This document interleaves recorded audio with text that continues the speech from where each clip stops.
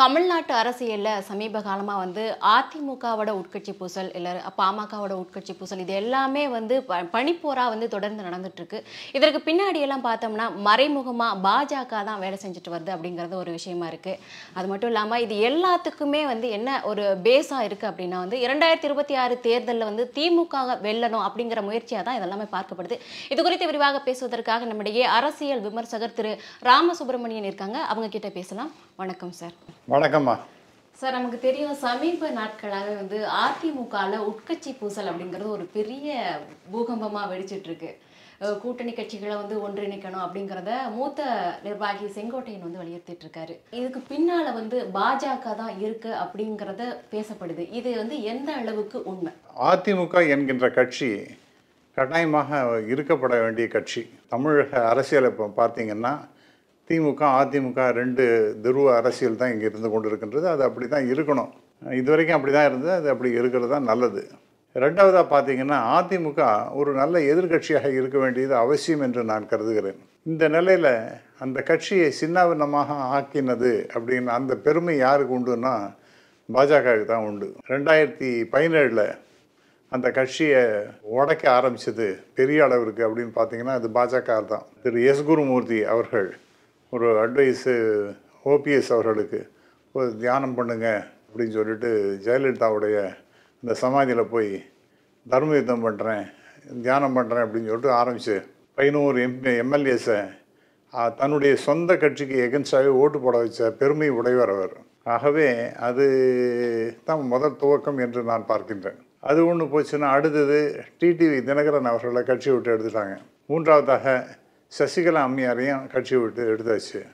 அப்போ 4ஆக மாறிடுது. ஒன்று அதிமுக இபிஎஸ், தனியாக ஓபிஎஸ், அடுத்தது டிடிவி, அடுத்தது சசிகலா அம்மையார். இப்போ நீங்கள் சொன்னது போல் 5வது ஃபேக்ஷன்னு பார்த்தா அந்த செங்கோட்டையன் ஃபேக்ஷன். ஸோ இப்படி 5ஆக பிரிஞ்சு கிடக்கிறதுங்கிறது அந்த கட்சிக்கு நல்லதில்லை, தமிழ்நாட்டு அரசியலுக்குமே நல்லதில்லை. இதெல்லாம் யார் பண்ணுறதுன்னு பார்த்தீங்கன்னா அந்த பெருமை புகழ் அல்லது சிறுமை கேவலம் எல்லாத்துக்கும் சொந்தக்காரர்கள் என்பது பிஜேபி தான். அதில் ஒன்றும் சந்தேகமே கிடையாது. இந்த கட்சியை இப்படி சின்னாபின்னப்படுத்தி ரொம்ப மோசமான நிலைக்கு கொண்டு தள்ளினது அவங்க தான். அது ஏன்னா அவங்களுடைய பாணியே என்னென்னா ஒரு கட்சியோடு சேர வேண்டியது, அந்த கட்சியை கொஞ்சம் கொஞ்சமாக கபலீகரம் பண்ண வேண்டியது. அந்த மாதிரி தான் அவங்க பண்ணிகிட்ருக்காங்க. அதனால் நீங்கள் கேட்டதுக்கு ஸ்ட்ரைட் ஆன்சர், இந்த பிரச்சனைகள் அதிமுகவில் இருப்பதற்கு அடிப்படையான காரணம் என்பது பிஜேபி தான். அது அந்த கட்சியை கொஞ்சம் கொஞ்சமாக காலி பண்ணிவிடுவாங்க அப்படிங்கிற ஒரு மிகப்பெரிய கவலை தமிழ்நாட்டில் இருக்கக்கூடிய மக்கள் எல்லாருக்கும் இருக்குது. எனக்கும் அது மிகப்பெரிய கவலையாகத்தான் இருக்கின்றது. நீங்கள் சொன்ன மாதிரி இப்போ டிடிவியாக இருக்கட்டும் இல்லை ஓபிஎஸ்ஸாக இருக்கட்டும் சசிகலாவாக இருக்கட்டும் இவங்க எல்லாருமே வந்து முன்னாடியே வந்து கூட்டணியை விட்டு வெளியேறியாச்சு. அதுக்கு முன்னாடி இருந்தே கூட இவர் செங்கோட்டையன் வந்து அந்த அத்திக்கரவு அவிநாசி திட்டத்தோட அந்த வெற்றி விழா இருக்குல்ல, அப்பவே வந்து அந்த கூட்டத்தை புறக்கணிச்சார். எடப்பாடி பழனிசாமி வந்து ஜெயலலிதாவோட புகைப்படமும் எம்ஜிஆரோட புகைப்படமும் பயன்படுத்தலை அப்படிங்கிறதுக்காக சொன்னார். ஆனால் இந்த நிலையில இப்போதான் வந்து இந்த விவகாரம் வந்து ரொம்ப பூகமாக வருது. அதாவது கூட்டணி கட்சிகளை வந்து ஒன்றிணைக்கணும், போனவங்களை திருப்பி கூப்பிடணும்னு. அப்போ அப்பையிலேருந்தே வந்து ஒன்றிய அரசு பாஜக அரசு வந்து ஸ்டார்ட் பண்ணிட்டாங்களா? இன்னைக்கு நேற்று இல்லை, செங்கோட்டையன் வந்து பிளவை உருவாக்குறது வந்து இன்னைக்கு இல்லை, அது அங்கேருந்தே ஆரம்பிச்சிருக்கு. அப்படிதான் அப்சல்யூட்லி. அந்த அத்திக்கடவு அவிநாசி திட்டம் அதில் வந்து ஜெயலலிதா அம்மையாருடைய ஃபோட்டோவும் இல்லை, எம்ஜிஆரோட ஃபோட்டோவும் இல்லைன்னு ஒரு பெரிய சர்ச்சையை வெளிப்படுத்தினார். ஆனால் அவருக்கு கட்சி அளவில் மிகப்பெரிய அளவிற்கு சப்போர்ட் இல்லைன்னு அவருக்கு இப்போ கொஞ்சம் கொஞ்சமாக புரிய ஆரம்பிச்சிது. அதனால் அப்படியே அமைதியாகிட்டார் அவர். அவர் ஒரு பெரிய ரெவல்யூஷனரிலாம் கிடையாது. அவர் ஒரு சாதாரண ஒரு அரசியல்வாதி. அந்த பகுதியில் அவருக்கு அந்த அவருடைய இடத்துல செல்வாக்கு இருக்குது, அவ்வளோதானே ஒழிய அதற்கு மேலே ஒரு தைரியம் இல்லாத ஆள். அவர் ஒரு தைரியமாக ஏதாவது செயல்படுவோம் அப்படின்னு பார்த்தோங்கன்னா அதுவும் இல்லை. ஆகவே இதெல்லாம் வந்து அதுக்கும் முக்கியமான காரணம் பிஜேபி தான். அவரை தூண்டி விட்டு இந்த மாதிரிலாம் ஆழம் பாருங்க அப்படின்னு சொன்னதும் பிஜேபி தான். அப்படி தான் நடந்து கொண்டு இருக்கின்றது. இப்போ நீங்கள் பார்த்தீங்கன்னா நான் ரொம்ப அவமானகரமான ஒரு விஷயம் பாருங்கள். இந்த கட்சியில் எல்லாரும் ஒன்று சேர வேண்டும் அப்படின்னு சொல்கிறாங்க. எல்லாரும் ஒன்று சேரணும் அப்படின்னு சொன்னால் சசிகலா அம்மையார், டிடிவி தினகரன், ஓபிஎஸ் இப்படி எல்லாரையும் ஒன்றாக இணைக்கணும் அப்படிங்கிற மாதிரி சொன்னார். அதற்கு அவர் கிடைச்ச பரிசு என்னன்னா டிசர்விங் ஆல்சோ. அந்த அவருடைய கட்சியில் என்ன பொறுப்பு இருக்கோ அதெல்லாம் எடுத்துட்டாங்க. இப்போ he's no one MLA only. ஒரு கட்சியில் ஒருங்கிணைப்பு நடத்தணும் அப்படின்னு சொன்னால் யாரை நீங்கள் வச்சு நடத்துவீங்க? இதுக்காக டெல்லிக்கு போகிறார் அவர். டெல்லிக்கும் போய் ஹரித்வாருக்கு போகிறாராம். அங்கே போய் ஸ்நானம் பண்ணுறதுக்காக போகிறாராம். கங்கையில் ஸ்நானம் பண்ணிவிட்டு மன வேதனை எல்லாம் ரொம்ப அதிகமாக இருக்கிறதுனால ராமரை போய் தரிசனம் பண்ணுறேங்க. ஹரித்வாரில் எங்கே ராமர் இருக்கார்? அவர் அயோத்தியில் இருக்கிற ராமர். அவர் அது கூட அவருக்கு தெரியல. ஏன்னா பொய் சொல்கிறதுக்கும் சரியாக தெரியல. அவர் போனது அமித்ஷாவை பார்க்கறதுக்கும் நிர்மலா சீதாராமனை பார்க்கறதுக்கும் தான். அமித்ஷாவை பார்த்தார்களா அப்படின்னு ரொம்ப தெளிவாக ஒன்றும் தெரியல. சில பேர் சொல்கிறாங்க பார்த்தார் அப்படின்றாங்க, சில பேர் பார்க்குறாங்க. பட் டெஃபினட்டாக நிர்மலா சீதாராமனை அவர் போய் பார்த்துருக்காரு. ஸோ எதுக்காக இவங்க எல்லாரையும் ஒன்றாக இணைக்கணும்னு யார் இன்னொரு கட்சிக்காரங்களை போய் கேளு, எங்கள் கட்சியில் எல்லாரையும் ஒன்றா சேருங்கன்னு சொன்னால் இதை விட அவமானம் கேவலம் ஏதாவது ஒன்று உண்டா? ஆகவே பெருமையாக அதை போய் செஞ்சுட்டு இங்கே வந்தார். ஸோ இப்போ அவர் ஒரு செல்லா காசுங்கிறது எல்லாருக்கும் தெரியும். ஆர்பி உதயகுமார் கூட சொல்லியிருந்தார் சார். கரெக்டு. இதே அப்படிதான் அப்சல்யூட்லி ஒரு செல்லா காசு. அவர் வந்து இந்த மாதிரி பண்ணுறாருன்னா அவர் வந்து he is gone to be put in the rights பிளேஸ்ன்னு தான் நினைக்கிறேன். அவரால் அந்த கட்சிக்கு ஒன்றும் பிரயோஜனமே இல்லை. இன்னும் சொல்லப்போனால் ரொம்ப வருத்தமாக நான் முன்னாடி சொன்னது போல் அந்த கட்சி நல்லா இருக்கணும் தான் நான் நினைக்கிறோம். அது ஒரு எதிர்கட்சியாக இருக்கணும். பிகாஸ் இன்றைக்கி மோஸ்ட் ஃபர்மடபிள் ஃபோர்ஸ் அப்படின்னு பார்த்தீங்கன்னா தமிழ்நாடை பொறுத்த வரைக்கும் திராவிட முன்னேற்றக் கழகம் அவங்களுடைய கூட்டணி தான். அதில் ஒன்றும் சந்தேகமே கிடையாது. எதிர்கட்சியாக இருக்கணும்.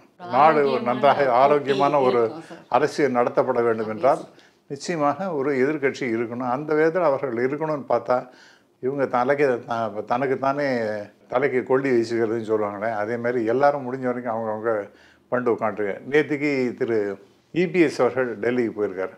எதுக்கு போனார்னா மிஸ்டர் சிபி ராதாகிருஷ்ணனை போய் வாழ்த்து சொல்வதற்காக நேராக போனாராம். வைஸ் பிரசிடென்ட் ஆன பிறகு முடிச்சுட்டு உடனே இம்மீடியட்டாக இவரோட அமித்ஷா அவர்களை போய் பார்த்து பேசின்னு இருக்கார். எதற்கு என்ன மறுபடியும் என்ன பேசினான்னு தெரியல. பட் ஒரு துரதிருஷ்டவசமான செய்தியாக வருவது என்னவென்றால் பேசிட்டு மூஞ்சியை கூட காமிக்கிறதுக்கு தைரியம் இல்லாமல் ஒரு கட்சி வச்சுட்டு மறைச்சிக்கிறார் அப்படின்னு. இப்போ எந்த அளவிற்கு அந்த கட்சி ஒரு கேவலப்பட்டு போயிருக்குங்கிற பாருங்கள். தமிழ்நாட்டை பொறுத்த வரைக்கும் அப்படி இருக்கக்கூடாது. ஆனால் அப்படி அதை மாதிரி ஒரு நிலைமைக்கு வந்துருந்தேன்னு ரொம்ப நாம் எல்லாருமே வருத்தப்பட வேண்டிய ஒரு நிலைமையில தான் இருக்கும். நீங்கள் சொன்ன மாதிரி இவர் இபிஎஸ் போய் டெல்லிக்கு போய் அமித்ஷாவை பார்த்துருக்காரு. பட் அதுக்கு முன்னாடி கடந்த வாரமே வந்து செங்கோட்டையன் போய் பார்த்துருக்காருன்ற ஒரு தகவல் கிடைச்சிருக்கு. அவரும் ஒரு சில விஷயங்களை வந்து மறைமுகமாக வந்து கன்வே பண்ணியிருக்காரு, பார்த்துருக்கோம் அப்படிங்கிற மாதிரியான தகவலை. ஆனால் இதுக்கு முன்னாடியே அண்ணாவோட பிறந்தநாள் பொதுக்கூட்டம் வந்துச்சு இல்லையா சார், அங்கேயே வந்து இவர் கிளியராக ஒரு விஷயம் வந்து சொல்லிட்டார். என்னன்னா வந்துட்டு நம்ம ஜெயலலிதா மறைவுக்கு பிறகு வந்து அதிமுக ஆட்சியை காப்பாற்றினது வந்து ஒன்றிய பாஜக அரசு தான் அப்படின்னு சொல்றாரு. அது மட்டும் இல்லாமல் நிறைய கைக்கூலிகள் வந்து கட்சியை பிரிக்கிறதுக்கான வேலைகள்லாம் செய்கிறாங்க, அவங்களுக்கு ஒரு முடிவு கட்டுவேன். அது மட்டும் இல்லாமல் வந்துட்டு நான் இன்னைக்கு கூட்டணியில் யாரையுமே சேர்த்துக்க மாட்டேன், வெளியில் போனவங்க தான், அது சேர்த்துக்கவே மாட்டேன்னு அவர் ரொம்ப உறுதிபூர்வமாக சொல்லிட்டாரு. அப்போ வந்து இதை போய் பார்த்துருக்காரு. அப்போ இங்கேயே ஒரு பதிலை கொடுத்துட்டு தான் அங்கே போய் பார்த்துருக்காரு அவர். அது நிறைய பொய் சொல்கிறார் அவர். உண்மையை பேசணும். அந்த கட்சியில் என்ன நடந்ததுன்னு பார்த்தீங்கன்னா இந்த கட்சி பிளவுபடுகின்றதுன்னா 11 எம்எல்ஏஸை ஓபிஎஸ் பக்கம் அவரை அழைச்சின்னு போயிட்டார். அவர் கட்சிக்கு எதிராக ஓட்டு போடுறாரு. இது வந்து டிடிவி தினகரன் நான் சொன்னதை நான் உடன்படுகின்றேன். அவர் வந்து உண்மையான ஸ்டேட்மெண்ட்டை அதை பொறுத்த வரைக்கும் சொல்லியிருக்காரு, நான் நம்புகின்றேன். 11 பேர் எதிர்த்து ஓட்டு போட்டாங்க. ரெண்டாவதாக அவருடைய அணி, அதாவது டிடிவி தினகரன் அணின்னு பார்த்தீங்கன்னா ஒரு 18 பேர். அவங்க எல்லோரும் சேர்ந்து 122 பேர் சேர்ந்து தான் அந்த ஜெயிக்க வச்சுருக்காங்க. பிஜேபி இந்த கட்சியை உடைச்சி ஏதோ ஒரு விதத்தில் ஆட்சிக்கு வந்துடணும்னு முயற்சியெல்லாம் பண்ணாங்க. ஆனால் அது முடியலை. அப்போ ஏன் பொய் சொல்கிறார் அவர்? இபிஎஸ் ஏன் பொய் சொல்கிறார்? எங்களை காப்பாற்றினது பிஜேபி தான் அவங்கள உடைச்சது அவங்க தான். அந்த கட்சி நாளாக பிரித்ததுங்கிறது பிஜேபி தான். அவருக்கு வந்து ஒன்றிய பாஜக அரசோட சப்போர்ட் தேவைப்படுது. எக்ஸாக்ட்லி. அவருக்கு என்ன பிரச்சனையும், அவருக்கு அவருடைய உறவினர்கள் எல்லாருக்கும் இன்னும் இப்போ எல்லாரும் இப்போ சொல்கிறாங்க நமக்கு என்னால் மற்றவங்களை போல நான் பேச முடியாது. ஏதோ டெஃபினட்டாக லீகல் இஷ்யூஸ் அவருக்கு இருக்குது. அதன் காரணமாக அவர் பயந்து போய் தான் இப்படி தான் பண்ணிட்டுருக்காரு ஒழிய வேறு ஒன்றும் அதை பற்றி நம்ம சொல்ல முடியாது. அதனால் அவருடைய ஸ்டேட்மெண்ட் பாஜக தான் காப்பாற்றினது வெறும் பொய். அதற்கு பிறகு வேணால் நம்ம சொல்லலாம் 2 பேரையும் ஒன்றா சேர்த்து வச்சது முன்னாடி கவர்னர் ஒருத்தர் கையை கொடுத்து ஓபிஎஸ்சியும் இபிஎஸ்சியும் இணைத்து வைத்தார் அப்படிங்கிற மாதிரி எல்லாம் வந்தது ஒழிய அந்த கட்சி அந்த ஆட்சி என்பது கண்டினியூஸாக இருந்ததுக்கு 122 பேருடைய ஒத்துழைப்பு தான் காரணம். அந்த 18 பேரையும் முடிஞ்ச வரைக்கும் அதாவது சப்போர்ட் பண்ணவங்களையே முதுகில் குத்தின பெருமை இபிஎஸ்ஸுக்கு உண்டு. ஒன்று தன்னுடைய சொந்த கட்சியே கவுக்கிறதுக்காக, அந்த ஆட்சியை கவுக்கிறதுக்காக பெரும் முயற்சி செஞ்சு தோல்வி கண்டவர் ஓபிஎஸ். தன்னுடைய சொந்த கட்சியில் இருக்கக்கூடியவர்களுக்கு அவங்களுடைய நலனுக்கு எதிராக அவங்க நம்மளை காப்பாற்றிருக்காங்களே அப்படிங்கிற அந்த நன்றியை கூட நினைக்காம அவரெல்லாம் 18 பேரையும் கட்சி விட்டு தூக்கினவர் இபிஎஸ். ஆகவே இந்த 2 வித்தியாசமான மனிதர்களை பார்க்கும் பொழுது இவர்கள் வேடிக்கை மனிதர்கள், விந்தையான மனிதர்கள் அப்படி தான் எண்ண தோன்றுகிறது. அரசியலில் இது மாதிரிலாம் செய்து கொண்டிருந்தார்கள் என்றால் அந்த கட்சிக்கு நிச்சயமாக ஒரு நல்ல பலன் கிடைக்கவே தொடர்ந்து எதிர்காலத்திலையும் கிடைக்காதுங்கிறது தான் இதெல்லாம் காமிக்கிறது. ஏன்னா ஒரு கேரக்டர் இஸ் வெரி இம்பார்ட்டண்ட். அப்போ அந்த கேரக்டர் இல்லைன்னா அரசியலில் நீங்கள் அந்த அரசியல் சதுரங்கத்தில் நிலச்சி நிற்க முடியாது. ஆகவே இவங்க 2 பேர் போன ஓபிஎஸ் பண்ணதும் தவறு அப்படின்னா அதை விட இமாலய தவறு இபிஎஸ் பண்ணியிருந்தது அப்படி தான் நான் நினைக்கிறேன். சார், இப்போ இவர் இபிஎஸ் டெல்லிக்கு போனார் இல்லையா, அதுக்கு முன்னாடியே செங்கோட்டையன் போயிட்டு வந்துட்டாரு. அப்போ அங்கே போய் அவர் ஒரு கோரிக்கையை வச்சிருக்கறனால தான் அமித்ஷா இவரை கூப்பிட்டுருக்காரா, அந்த மாதிரி தான் போகிறாங்களா? அப்போ அவங்க சொன்னால் கூட இவர் கேட்பாரா மாட்டாரா? இல்லை, நீங்கள் சொல்கிறது உண்மைதான். அதாவது இவர் எதுக்காக போகிறார், ஒரு காவடி எடுத்துகிட்டு போகிறார், போக வேண்டிய அவசியம். இவர் ஜெயிச்சாச்சு, அவருக்கு வாழ்த்து சொல்லியாச்சு. நேராக தான் சொல்லி போய் அவர் வாழ்த்து சொல்லணுமா? இப்போ அவ்வளவு அவசரமாக என்ன இருக்குது? இப்போ எலெக்ஷன் கேம்பெயின் பண்ணிகிட்டு இருக்காரு. அந்த கேம்பெயினை பாதியில் நிறுத்திவிட்டு அங்கே டெல்லிக்கு போய் அவருக்கு வாழ்த்து சொல்கிறதுக்காக போகிறேன்னு சொல்கிறதுங்கிறது நம்ம காதலெலாம் பூசி சுற்றுற சமாச்சாரம். அது ஒன்றும் சந்தேகமே கிடையாது. இரண்டாவது பார்த்தீங்கன்னா அவங்களுக்கு அங்கேருந்து இன்ஸ்ட்ரக்ஷன், இவ்வளோ சீட்டு எனக்கு வேணும், பிஜேபிக்கு இவ்வளோ கொடுக்கணும், மற்ற கட்சி ஏன்னா இப்போல்லாம் பேசுகிற பார்த்தா 50-50ங்கிற மாதிரி எல்லாம் பேச்சு நடக்கின்றது அப்படின்றாங்க. இந்த மாதிரி ஒரு குழப்ப நிலைமையில் என்ன பண்ணுறதுன்னு தெரியாமல் திக்கு தெரியாத காட்டிலே திகைச்சு போன நிற்கின்ற ஒரு இபிஎஸ் நாம் பார்க்கின்றோம். அவர் என்னதை பேசினார் நமக்கு அது வரைக்கும் அவராக சொன்னார் தான் உண்டு, அது வரைக்கும் தெரியாது. ஆனால் நிச்சயமாக நன்றாக தெரிகின்றது என்னென்னா மிகப்பெரிய அளவிற்கு குழப்பங்கள் நீடிக்கின்றன அந்த கூட்டணியில் அப்படின்னு பார்க்குறீங்க. வேறு யாரும் சேரத்துக்கும் ரெடியாக இல்லை. பிஜேபி, அதிமுக, அந்த அதிமுக நீங்கள் ஆரம்பத்தில் சொன்னது போல் பல விதத்தில் அது உடஞ்சி போய் கிடக்கு. ஆகவே இப்போ டிடிவி தினகரன் ரொம்ப தெளிவாக சொல்கிறார், நான் பிஜேபி இவர் இவராக இருந்தாலும் நான் வரமாட்டேங்கிறார் அவர். அப்புறம் பிஜேபியும் தாக்குறாரு அவர். ஓபிஎஸ் அஃப்கோர்ஸ் அவர் நானும் என்டிஏல இல்லைங்கிறார், பட் கூப்பிட்டா போவார் அவர். ஆக என்ன அவங்க நிலைமையில் மனநிலையில் இருக்காங்கன்னு தெரியாது. ஆனால் இப்போ கன்ஃபியூஷன் காம்பவுண்டட் அப்படிங்கிற மாதிரி அதிகமாக குழப்பம் இன்னும் அதிகமாக ஆகி கொண்டு தான் இருக்கிறது அதிமுக தரப்பில் அப்படிங்கிறது தான் தெரியுது. பாஜக மாநில தலைவர் நயனா நாகேந்திரன் சொல்லியிருக்காரு இல்லையா, இப்போ இவங்க கூப்பிட்டு பேச்சுவார்த்தை நடத்தினா திருப்பியும் நம்ம சேர்த்துக்கிறதுக்கான வாய்ப்புகள் இருக்கு, பிரிஞ்சு போனவங்களை அப்படின்னு அவர் டிடிவி கூட சொல்லியிருந்தாரு. அவருமே ஒரு சில குளறுபடியெல்லாம் பண்ணிட்டு இருக்காரு. இதுல பாஜக தலைமையுமே இங்க சரியில்லாத நிலையில தான் இருக்குன்ற மாதிரி குற்றச்சாட்டுகள். அப்சல்யூட்லி. அதாவது நயனார் நாகேந்திரன் அவர் குழப்பவாதியாக இருக்கின்றார். அவரால் முடிஞ்ச வரைக்கும் என்ன பண்ணிட்டு இருக்காரு. கம்பேரிட்டிவ்லி அண்ணாமலையை கம்பேர் பண்ணும்போது அவர் நல்லாவே தலைமை பொறுப்பை நல்லா வகிச்சாரு கம்பேரிட்டிவ்லி நயனார். ஆனா அந்த மாதிரி ஒரு தடாலடி டிடிவி சொல்றாரு. அது சரி, ரைட்டு. பட் தடாலடி அரசியல்லாம் சரியாக வராது. அவர் பாட்டு நம்ம ஒரு சார்ஜஸ்லாம் கண்ணா பண்ணாலும் போட வேண்டியது. ஆனால் அதுக்கு ஒரு சப்ஸ்டான்ஷியேட் பண்ணுறதுக்கு எவிடன்ஸ் எதுவுமே இல்லாமல் ஏதோ பேசிட்டு போக வேண்டியது. அதெல்லாம் மத்தாப்பு மாதிரியும் வெடி மாதிரியும் தான் வழியே. அது ஒன்றும் கடைசியில் பார்த்தீங்கன்னா குப்பை தான் இருக்கிறது. அதுதான் அண்ணாமலை குப்பையோட அரசியல் தான் அவர் பண்ணிகிட்டு இருந்தார். இவரை பொறுத்த வரைக்கும் நயனா நாகேந்திரனை பொறுத்த வரைக்கும் அவருக்கு ஓபிஎஸ்னால் வரல விருப்பம் இல்லை. ஏனென்றால் அவரும் நயனார் நாகேந்திரன் ஒரே கம்யூனிட்டியை சேர்ந்தவர்கள். அப்போ நான் தான் அந்த கம்யூனிட்டியின் முக்கியமான தலைவர் அப்படின்னு நாம் காமிச்சிக்கணும். அதனால் அவர் வந்தார்னா நமக்கு பிரச்சனையாகும். So why should I give importance to him அப்படிங்கிற மாதிரி ஒரு ஆட்டிடியூட் அவர்கிட்டையும் இருக்குது. ஆகவே இது இவரால் முடிஞ்சது குழப்பத்தை ஏற்படுத்தி கொண்டு இருக்கின்றார் என்று தான் நான் பார்க்கணும். இப்போ டெல்லிக்கு போய் நீ சீட்டு விஷயங்கள் பேசியிருப்பாங்க அப்படிங்கிற மாதிரியான தகவல் சொல்றீங்க. அப்படின்னா முதலமைச்சர் வேட்பாளரா யாரை நிறுத்துறதுக்கான வாய்ப்புகள் இருக்கு? ஏன்னா இதுல ஆக்சுவலி கூட்டணி வந்து ரொம்ப பிரச்சனையா இருக்கு. டிடிவி வரமாட்டாரு முதலமைச்சர் வேட்பாளரா இவர் நிறுத்தினா. ஆல்ரெடி ஏற்கனவே சசிகலா போயிட்டாங்க. ஓபிஎஸ் இவரை கட்சியை உடைச்சிட்டேன்னு சேர்த்துக்கவே மாட்டேன் அப்படின்றாரு. யாரு நிறுத்துவாங்க? அடுத்த கட்ட நகர்வுகள் என்னவாக இருக்கும் சார்? அந்த கட்சி ஆட்சிக்கு வர்றதுக்கு வாய்ப்பே இல்லைன்னு அவங்களுக்கே ரொம்ப தெளிவாக இருப்பதாக நான் பார்க்குறேன். இப்போ ஃபஸ்ட்டு டைம் அமித்ஷா வந்தபோது யார் தலைமை பொறுப்பு அப்படின்னா இபிஎஸ் தான் சொன்னார் முதல் தடவை. அதற்கு பிறகு ஒரு தடவை கூட அவர் வாயால் இபிஎஸ்ன்னு சொல்லவே இல்லை. அந்த அதிமுக கட்சியிலேருந்து யாரோ ஒருத்தர் வருவாங்க அப்படின்னு. அப்போ he is not prepared to recognise EPS as the chief ministerial candidate அப்படிங்கிறது ரொம்ப தெளிவாக இருக்குது. இரண்டாவதாக வரக்கூடிய செய்திகள்லாம் பார்த்தீங்கன்னா இந்த கழுது தேஞ்சு கட்டணம் பாயிட்டு இருக்க மாதிரி அந்த என்டிஏ கூட்டணியே இருக்குது அப்படின்னு நான் சொல்லலை, நிறைய பத்திரிகைகள் இன்றைக்கும் எழுதி கொண்டிருக்கின்றார்கள். இந்த ஸ்ட்ரென்த் இருக்கிறதா தெரியுது. அப்புறம் மூன்றாவதாக இந்த கட்சிக்கெல்லாம் குறிப்பாக இந்த ஏடிஎம்கே பிஜேபி இதெல்லாம் யார் வழி நடத்துகின்ற குரு ஸ்தானத்தில் இருக்கிறவர் குருமூர்த்தி அவர்கள், ஆடிட்டர். அவர் என்ன சொல்கிறாருன்னா 2026 பற்றி நான் கவலைப்படலன்னு. அவர் தண்ணி தெளித்து இது என்ன அர்த்தம் அப்படின்னா தண்ணி தெளித்து விட்டாங்க அவ்வளோதான், இது ஒன்றும் தேராத கேஸு அப்படின்னு சொல்லிட்டாங்க. அதனால் இப்போ யாரை நீங்கள் வந்து சீஃப் மினிஸ்டர் கேண்டிடேட்னு சொல்கிறது?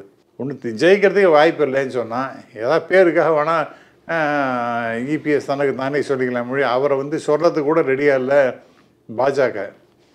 ஸோ இந்த நிலைமையில் சீஃப் மினிஸ்டர் அப்படின்னு இவரை குறித்து சொல்வதற்கு வாய்ப்பே யார்கிட்டையுமே இருப்பதாகவே தெரியல. பட் இன்னைக்கு அரசியலை பொறுத்த வரைக்கும் பிரதான எதிர்கட்சி அதிமுகவா இருக்கு சார். அதோட கூட்டணி வச்சிருக்க கட்சிகள் தான் வந்து பாஜகவா இருக்கட்டும், மற்ற டிடிவியா இருக்கட்டும், யாராக இருக்கட்டும், அவங்கள கூட மெஜாரிட்டி யாருமே இல்லையா சார்? கேண்டிடேட்னு அறிவிக்கிற அளவுக்கு இவர் வந்து எடப்பாடி வந்து அதிமுகவோட பொதுச் செயலாளராக இருக்காரு, மெஜாரிட்டி வச்சிருக்காரு. அதுதான் நான் சொல்கிறேன். இப்போ இன்னொரு முக்கியமான விஷயம் என்னென்னா பிஜேபின்னு எடுத்துங்க, எங்கே நீங்கள் அங்கே கேண்டிடேட் யாராவது இருக்காங்களா நிறுத்துறதுக்கு? ஒரு 70 இடம் 60 இடம் நம்ம லெட்டஸ்டே வாய்ப்புகள் இல்லை. கடந்த எம்பி எலெக்ஷன்ல சரி, அதுக்கு முன்னாடி நடந்த சட்டமன்ற தேர்தலையும் சரி, ஒரு சீட்டு கூட இவங்களால வாங்க முடியல. பாஜகவால எடுக்கவே முடியலையே.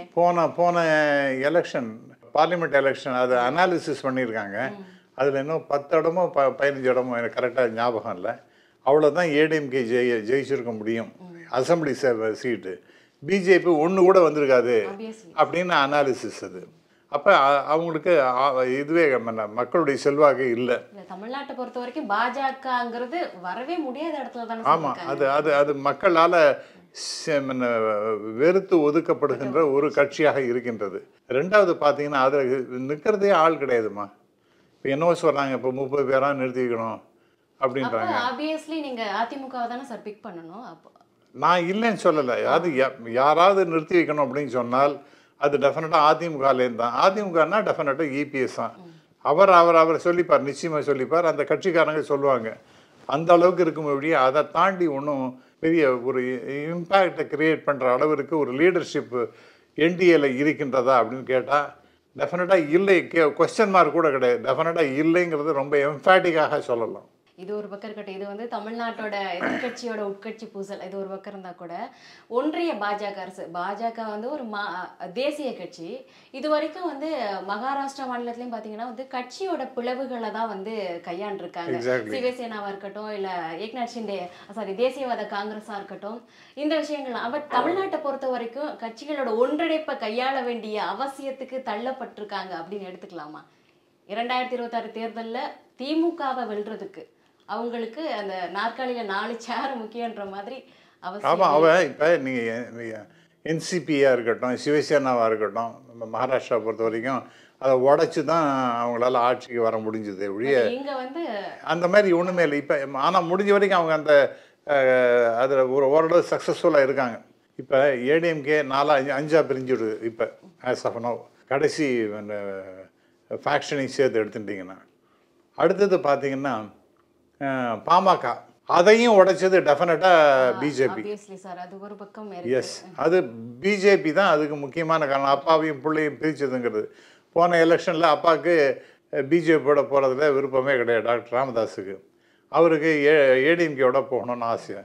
அதை வந்து திடீர்னு அன்புமணி அவர் வீட்டு வாசலில் காலம்புற வேலையில் பாரத் மாதா கி ஜெய்ன்னு என்னடா சத்தம் கேட்குறதே அப்படின்னு பார்த்தா யாரோ 50-100 பேர் வந்து நின்றுருக்காங்க. அவங்களெல்லாம் உள்ளே அழிச்சின்னு வந்து கைது போடுங்க, நாம் வந்து பிஜேபியோட கூட்டணி அப்படின்னு சொல்லிட்டு அவர் ஃபோர்ஸ் பண்ணி வாங்கிட்டார் அப்படின்றாங்க. ஸோ இதெல்லாம் பார்க்கும்போது ஒரு அல்பத்தனமான அரசியலாக இருக்குது. அது ரொம்ப அதை தாண்டி ரொம்ப டேஞ்சரஸான அரசியல். அங்கே பண்ணுறது இங்கே பண்ணுறோம். இப்போ இந்த கட்சியை வேற ஒன்றும் உடைக்க முடியாது. ஐ மீன் மற்றெல்லாம் ரொம்ப ரொம்ப சின்ன கட்சிகள். அப்போ பாமக ஒரு 4% ஓட்டு வச்சுட்டுருக்கா, அதை கூட அப்படிங்கிற மாதிரி அதை சக்ஸஸ்ஃபுல்லாக ஆகிட்டாங்க. இப்போ அன்புமணி தான் பாமகங்கிறார். அவர் எங்களுக்கு எலெக்ஷன் கமிஷன் ரெகக்னிஷன் கிடைச்சாச்சுங்கிறார். இவர் அதுக்கு சரியானதே கிடையாது, அந்த அந்த முடிவு என்பது தவறானதுன்னு சொல்லிட்டு இவங்க வந்து போகிறாங்க. ஸோ 2 முக்கியமான கட்சிகள், ஒன்று ஏடிஎம்கே, அதை நான் 5ஆக உடைச்சாச்சு. அடுத்தது பார்த்திங்கன்னா பாமக, அதை 2ஆக உடைச்சாச்சு. ஸோ அவங்க இப்படி தான் பண்ணிடுறாங்க. இதனால் என்ன பலன் அவங்களுக்கு கிடைக்க போகுதுன்னு பார்த்தீங்கன்னா கடைசியில் பார்த்தா பூஜ்ஜியம் தான் கிடைக்க போகுது. ஏன்னா இந்த மாதிரி ஒரு நெகட்டிவ் அரசியல் பண்ணிகிட்டு இருந்தாங்கன்னா அது வந்து தமிழ்நாட்டை பொறுத்த வரைக்கும் அதை வந்து மக்கள் ஏற்கவே மாட்டார்கள். ஏற்கனவே அவங்க மேலே கோபத்தில் இருக்கும்பொழுது இந்த மாதிரி கட்சியை உடைச்சி சின்னாபின்னமாக்குறது அப்படின்னா அந்த ஜெல்லாகுமா? ஏடிஎம்கே உள்ளேயே ஒர்க்கர்ஸுக்கும் அகைன் ஏடிஎம்கே உடைச்சா கூட அவங்க திருப்பி சேர்க்கறதுக்கான முயற்சியை தான் இப்போ எடுத்துட்டு இருக்காங்க. அது அது அது உடஞ்ச பானை ஒன்று சேருமா? நான் கேட்குறேன். உடஞ்ச டம்ளர் இருக்கு, அதை ஒன்றாக்க முடியுமா? ஏன்னா அவங்களுக்கு எப்படி ஒரு சீட்டாவது ஜெயிக்கணும் அப்படின்னா கூட இவங்களுக்கு கூட்டணி கட்சிகளோட ஆதரவு இல்லாம அவங்களாம் ஜெயிக்க முடியாது. நீங்க உங்களுக்கு கட்சிகளை ஒன்றிணைக்கிறங்கிறது ஒரு பெரிய விஷயமா இருக்கு. பட் அவங்க தான் அதை உடைச்சது, அதை வந்து மறுபடியும் சேர்க்கறது, இந்த மாதிரிலாம் முயற்சிகள்லாம் செய்து கொண்டிருக்கின்றார்கள். அதில் அவர்கள் வெற்றி பெற மாட்டார்கள். மறுபடியும் நீங்கள் வந்து ஓட்ட வைக்கிறதுங்கிறது ரொம்ப ரொம்ப கஷ்டமானது. அப்படி ஆனாலும் கூட ஜெல் ஆகாது. மனசளவில் ஒத்து போகுமாங்கிறது எனக்கு தெரியல. குறிப்பாக இன்றைக்கி ஏடிஎம்கே கேடருக்கும் பிஜேபி கேடருக்கும் ஒத்து போகுமா? இந்த களம் என்று வந்து தேர்தல் சமயத்தில் வந்தாங்கன்னா ஒத்து போய் அவங்கெல்லாம் ஒன்றாக வேலை செய்ய போகிறார்கள? கிடையவே கிடையாது. அது ஜெல்லே ஆகாது. அதே போல் பாமக, அதுவும் அப்படியே அடிபட்ட பாம்பு போல் டாக்டர் ராமதாஸ் சீரின்னு இருக்கார். அதுவும் சரியாக வருமா? வரவே வராது. ஆகவே மொத்தத்தில் பார்த்திங்கன்னா இன்றைக்கி தமிழ்நாட்டில் மிக வலிமையான கூட்டணியோட ஒருவித பிரச்சனையும் இல்லாமல் டிஎம்கே சென்று கொண்டிருக்குது. ஏராளமான அவங்களுக்கு என்ன நேரம் எதுக்குன்னா பொதுநல பணிகள். அது மாதிரி நேற்றுக்கு ஒரு அருமையான திட்டம் ஒன்று, அன்பு கரங்கன்னு சொல்லிட்டு அந்த குழந்தைகளுக்கு அப்பா அம்மா இல்லாதவங்களுக்கு மாதம் 2000 ரூபா கொடுக்குறதுங்கிறது எல்லாம் இதுதான் சமூக சிந்தனையோடு அவருடைய செயல்பாடுகள் அனைத்தும் இருக்கின்றன. 1000 ரூபா இன்றைக்கி வந்து ஒரு 1.25 கோடி பேருக்கு மாதம் லேடிஸுக்கு கொடுக்க போகிறாங்க. ஆல்ரெடி இப்போ 1 கோடி 15 லட்சம் பேர் கொடுத்துட்டுருக்காங்க. அதை இன்னும் ஒரு 10 லட்சம் 15 லட்சம் கூட ஆகலாம்.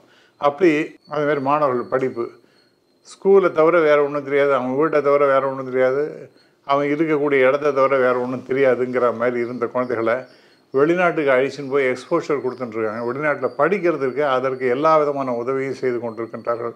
மாதம் மேற்படிப்புக்காக 1000 ரூபாய் பணம் கொடுப்பது, இதெல்லாம் எக்ஸ்ட்ராடனரி பர்ஃபார்மன்ஸு பை டிஎம்கே. அவங்க இதெல்லாம் பற்றி கவலையே படலை. அவங்க மக்கள் அதை தான் அவங்க நினைக்கிறாங்க. மக்களுடைய நலம் எப்படிலாம் அது கொண்டு போகணுங்கிறது தான் அவங்க முயற்சி செய்து கொண்டிருக்கின்றார்கள். ஆகவே இது ஒரு பக்கம் ரொம்ப பாசிட்டிவ் பாலிட்டிக்ஸாக போயிட்டு இருக்குது.